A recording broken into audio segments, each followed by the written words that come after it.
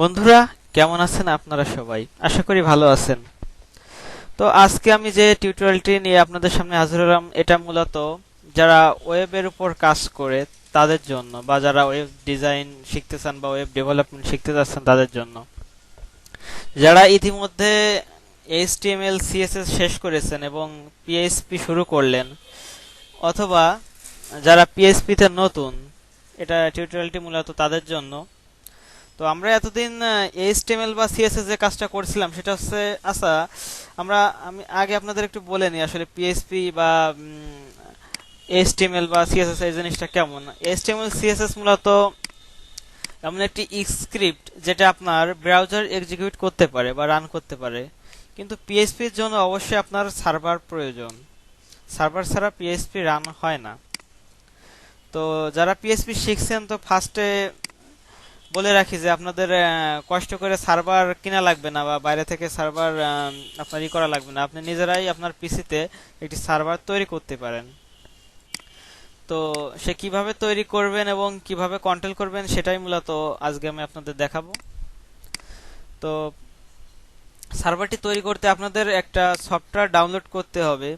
সফটওয়্যারটির নাম হচ্ছে জাম্প, বা বানানটি হচ্ছে XAMP। আপনারা গুগলে ডাইরেক্ট সার্চ দিবেন XAMP ডাউনলোড লিখে, তখন ফার্স্টে আপনি যে ওয়েবসাইটটি পেয়ে যাবেন ডাউনলোড এক্স জাম, বা XAMP বানানো হলে ওটাকে সাধারণত জাম বলা হয়। তো ডাউনলোডের পেজ ঠিক আসবে এরকম। তো আপনারা এখান থেকে ডাউনলোড 32 বিট ডাউনলোড করে নেবেন, অথবা আপনাদের 64 বিটে যদি উইন্ডোজ হয়। ঠিক আছে, উপরে যেগুলো দিয়ে আছে উইন্ডোজের জন্য এবং নিচের গুলো আছে লিনাক্সের জন্য, ম্যাকের জন্য আছে। তো আপনারা আপনাদের উইন্ডোজ অনুসারে বা পিসি অনুসারে, অপারেটিং সিস্টেম অনুসারে এখান থেকে ডাউনলোড করে নেবেন। তো আপনাদের জন্য আমরা আগে থেকে ডাউনলোড করে রাখছি বোঝানোর জন্য। হ্যাঁ, তো আমরা সেটা ইনস্টল করি ফার্স্ট টাইম। আপনারা অন্যান্য সফটওয়্যার যেরকম নরমালি ইনস্টল করেন, এটার ইনস্টলেশন ঠিক একই রকম।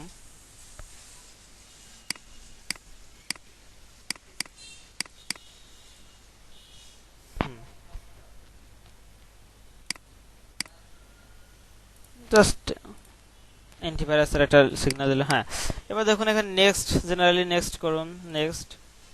এখন আপনি কোন ড্রাইভে এটি ইনস্টল করতে চাচ্ছেন? নরমালি সিতেও করতে পারেন, আমরা একটু অন্য ড্রাইভে করি।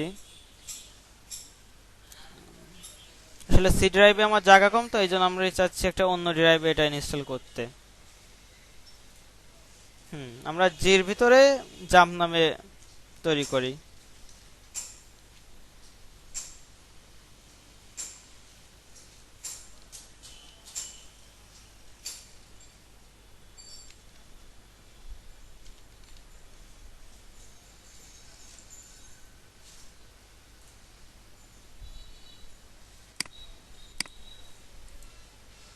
দেখুন অটোমেটিক ইনস্টলেশন শুরু হয়ে গিয়েছে।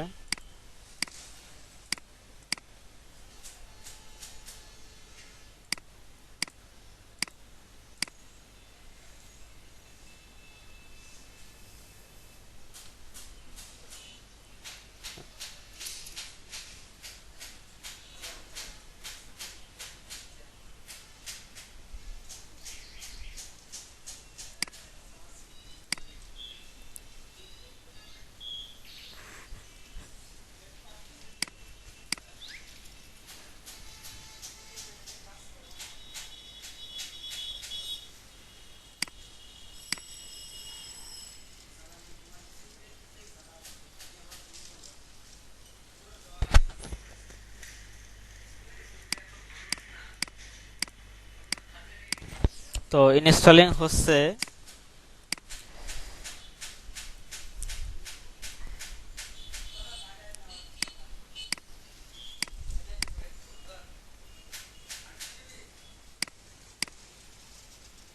আসলে এই জ্যাম দ্বারা আমরা আমাদের নিজের কম্পিউটার ভিতরে একটি সফটওয়্যার এর মাধ্যমে, অর্থাৎ একটি সার্ভার তৈরি করতে পারি। জ্যামটা মূলত সার্ভার তৈরি করার কাজেই ব্যবহার করা হয়, বা আপনারা অন্য কোনো ভাবে করতে পারেন। পিএইচপি মাই অ্যাডমিন ইনস্টল করে ওটা করতে পারেন, সাধারণত আমরা নরমালে জাম্প দিয়ে করি, জাম্পের ভিতরে সবগুলোই আছে তো এজন্য।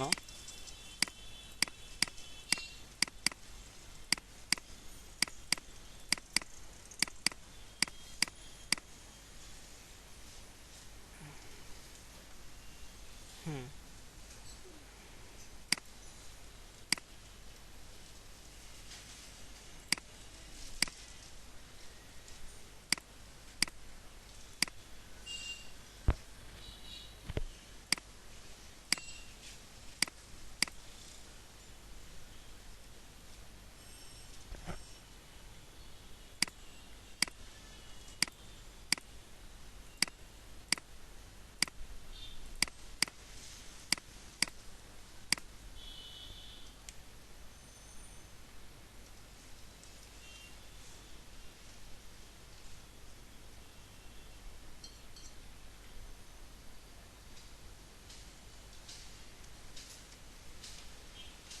হ্যাঁ, তো আমাদের ইনস্টল প্রায় শেষ, জাস্ট 75%।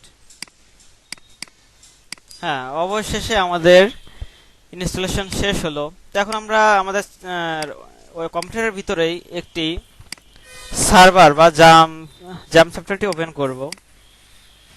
তো ফিনিশ দিলে আপনার জাম্পের কন্ট্রোল প্যানেলটি ওপেন হয়ে যাবে। তো আপনারা এখানে একটা জিনিস দেখুন যে অ্যাপাচি আর মাই স্কুল, তো আপনারা যদি এই দুটো ভিন্ন ভিন্নভাবে ডাউনলোড করেও স্টার্ট করেন তাহলে আপনাদের পিসিতে একটি সার্ভার ক্রিয়েট হয়ে যাবে। তো আমরা জাস্ট এই দুইটা অন করলে আমাদের নিজেদের কম্পিউটারে একটি সার্ভার তৈরি হবে এবং পিএসপি আমরা তাতে রান করতে পারবো। তো আমরা একটু স্টার্ট করে দেখি।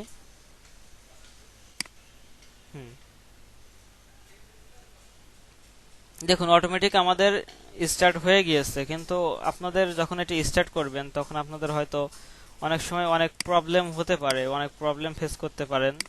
তো আমি সেই ব্যাপারেও আপনাদের কিছু ইনফরমেশন দিব। আমরা একটু স্টপ করি এবং দেখি যে আসলে আমাদের লোকেশনটা ঠিকঠাক গেছে কিনা। দেখুন আমরা ভিডিও ড্রাইভের ভিতরে করছিলাম, জাস্ট ভিডিওর ভিতরে গেলাম এবং লাস্টে এক্সএমপি আমি রিনেম করছিলাম এটা। এর ভিতরে দেখুন আমাদের সমস্ত ডকুমেন্টগুলো চলে আসছে। তো এখান থেকে এক্সাম কন্ট্রোলটি আপনারা ওপেন করতে পারেন। আসলে আপনারা যখন জাম সফটওয়্যারটি ওপেন করবেন বা কন্ট্রোল করবেন তখন সবথেকে প্রবলেম হয় যে আপনাদের পোর্ট নিয়ে একটু ঝামেলা হতে পারে। যদি পোর্টটা আসলে জাম সফটওয়্যারটি একটি নির্দিষ্ট পোর্ট আছে, ওই পোর্টেই ওপেন হয়। যদি পোর্টটা অন্য কোনো সফটওয়্যার ইউজ করে থাকে তাহলে আপনাদের হয়তো নাও হতে পারে। তো আমি নর্মালি আপনাদের একটা জিনিস দেখাচ্ছি। দেখুন আমরা যখন জামটি ওপেন করব, হ্যাঁ জাম কন্ট্রোল করলাম, এবার আমরা একটু স্টার্ট করে দেখি। দেখুন এখান থেকে অটোমেটিক স্টার্ট হয়ে গেছে, কিন্তু অনেক সময় স্কাইপের জন্য আপনাদের এটা নাও হতে পারে। এখানে জাস্ট মাই স্কুলটি রান হয়, কিন্তু এটা নাও রান হতে পারে অ্যাপাচিটা। তো অ্যাপাচিটা যদি রান না হয় তাহলে আপনারা কি কি করবেন সেটা আমি আপনাদের দেখিয়ে দিচ্ছি। টুলস থেকে স্কাইপি টুলস থেকে অপশানে যাবেন, যে অ্যাডভান্সে যাবেন, কানেকশনে যাবেন। যেখান থেকে যে পোর্ট 80 আর 143 আপনারা একটু ভালো করে দেখুন, 80 আর 143 পোর্ট এটা ইউজ করছে স্কাইপি। তো আমরা যদি এটা টিক দেওয়া থাকে তাহলে এই পোর্টটাই শুধুমাত্র স্কাইপি গ্রহণ করবে। আমরা একটু অফ করি, স্কাইপিটি কেটে আমরা স্কাইপিটা আবার একটু ওপেন করে দেখি কি হয়। হুম,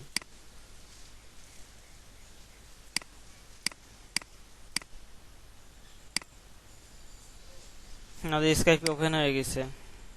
এবার দেখুন আপনাদের এই জামটি রান হচ্ছে না, অর্থাৎ অ্যাপাচিটি স্টার্ট হচ্ছে না, অর্থাৎ স্কাইপি এই পোর্টটি গ্রহণ করেছে যার জন্য এটা স্টার্ট হচ্ছে না। এই জন্য আমরা টুলস থেকে অপশানে গিয়ে অ্যাডভান্সে যাব, তারপর কানেকশনে যাব, এই টিকটা জাস্ট উঠিয়ে দেব, দিয়ে সেভ করে দেব।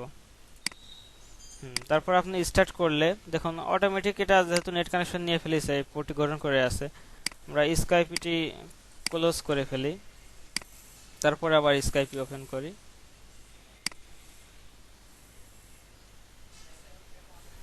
হুম, এবার আমরা একটু স্টার্ট করে দেখি। দেখুন আমাদের অটোমেটিক নিয়ে নিচ্ছে জাস্ট টিকটা উঠাই দেওয়ার জন্য। তো আপনারা আরো একটা জিনিস করতে পারেন, সব থেকে সহজ উপায়, যে আপনারা স্কাইপিটা জাস্ট কোয়াইট করে রাখবেন। স্কাইপি কোয়াইট করে রাখলে তখন আপনার অটোমেটিক এটা অফ হবে, অন হবে, স্টপ হবে, আবার স্টার্ট হবে, এতে কোনো সমস্যা হবে না। আর জাম্প আপনার ওপেন হয়ে যাওয়ার পরে পরে আপনি স্কাইপি ওপেন করে নেবেন।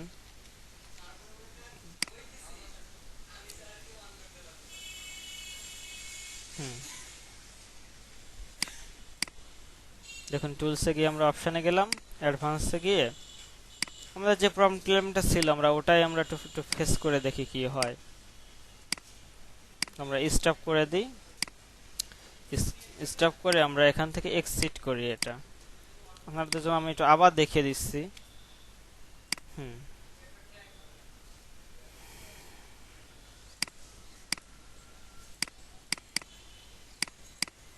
দেখুন আমাদের স্কাইপে ওপেন হয়ে গেছে।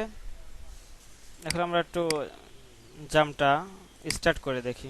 দেখুন স্টার্ট হচ্ছে না, অর্থাৎ পোর্টটি স্কাইপে গ্রহণ করেছে। সেক্ষেত্রে আপনারা অত যদি স্কাইপি সেটিং না করতে যান, জাস্ট স্কাইপটি কেটে দিন বা কোয়াইট করে দিন, দিয়ে জামটি ওপেন করুন বা অ্যাপাসিটি ওপেন করুন। অ্যাপাসিটি ওপেন হয়ে যাওয়ার পরে তারপরে আপনি স্কাইপিটি ওপেন করুন।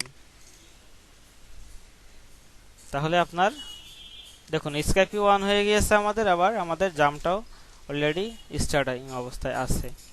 তো মেন প্রবলেম এটাই, আপনাদের স্কাইপির জন্য অনেক সময় আপনাদের সমস্যা হতে পারে যারা স্কাইপি ইউজ করেন তাদের জন্য।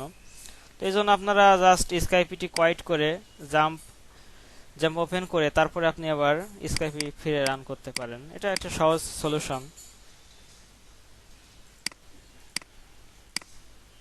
তো এবার স্টার্ট হয়ে গেছে। এবার দেখুন আমাদের জাস্ট যদি আমরা লোকাল হোস্টে যাই তাহলে দেখুন আমাদের অটোমেটিক লোকাল হোস্টে চলে গেছে।